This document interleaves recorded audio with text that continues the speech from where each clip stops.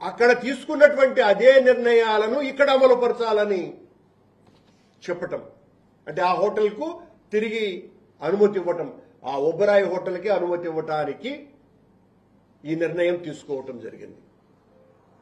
దానికి టీటీడీ స్థలం అవసరమా అన్నది మొదటి ప్రశ్న అయితే, అక్కడి నుంచి మీరు ఆ హోటల్ని తీసివేస్తాము అని చెప్పినప్పుడు టూరిజం శాఖకు సంబంధించినటువంటి ఆ స్థలాన్ని టీటీడీకి ఇచ్చివేసి ఈ హోటల్ వాళ్లకు మీరు ప్రభుత్వ భూమిని ఎక్కడైనా ఇచ్చేటువంటి అవకాశం ఉన్నప్పటికీ కూడా ఏ ఎయిర్పోర్టు దగ్గర మరొక చోటనో కావలసినంత ప్రభుత్వ భూమి ఉన్న చోట అక్కడ ఇవ్వకుండా అత్యంత ఖరీదైనటువంటి టీటీడీ స్థలాన్ని బదలాయించటము, ఆ స్థలము కూడా ఇప్పుడు టూరిజం శాఖ వాళ్లకు సంబంధించినటువంటి స్థలం కంటే కూడా అలిపిరికి అతి చేరువలో ఉన్నటువంటి స్థలాన్ని,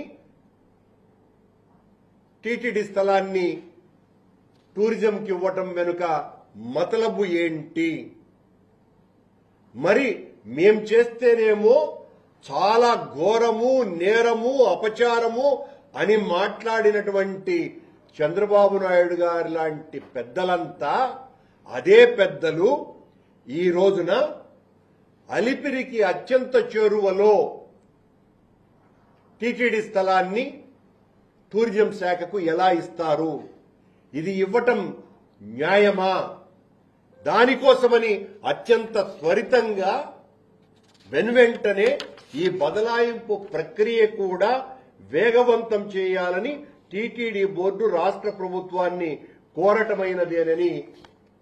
పత్రికా ప్రకటన చేయటం జరిగింది. టీటీడీ ఆంధ్రప్రదేశ్ టూరిజం అథారిటీకి చెందిన 2468 ఎకరాల భూమిని సర్వే నంబర్ 604లో ఉన్నటువంటి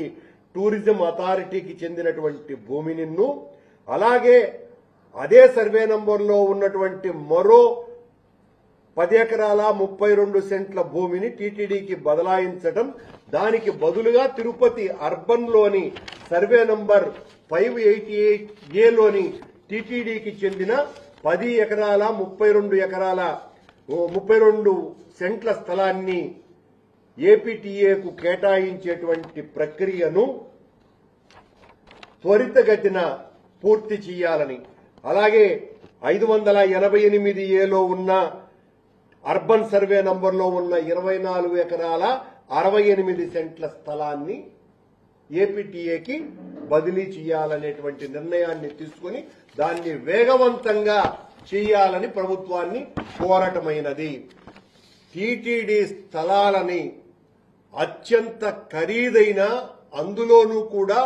ఏ కారణంగా అయితే ఉద్యమాలు జరిగినాయో, ఏ కారణంగా అయితే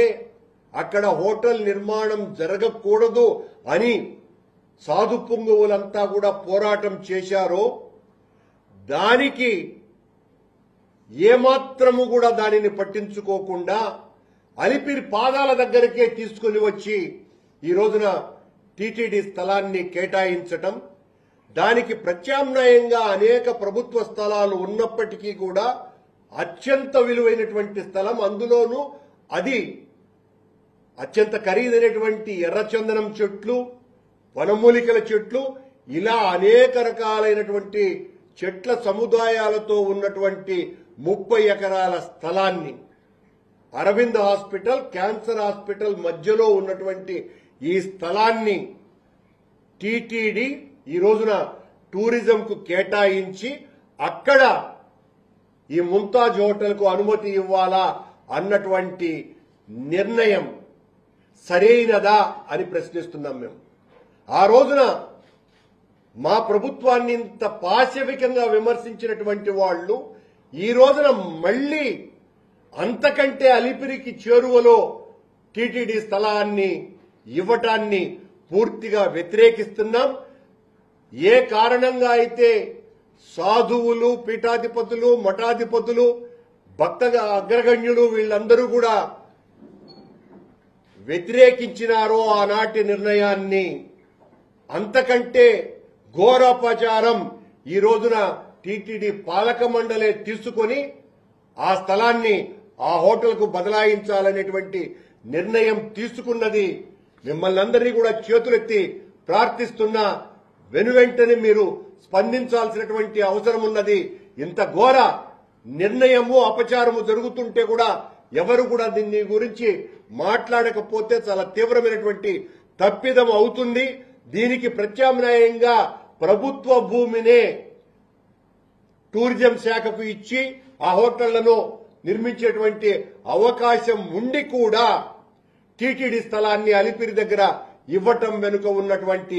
ఆంతర్యము, మతలబును అర్థం చేసుకోవాల్సిందిగా మొత్తం హిందూ సమాజాన్నంతా కూడా మేము విజ్ఞప్తి చేస్తున్నాం.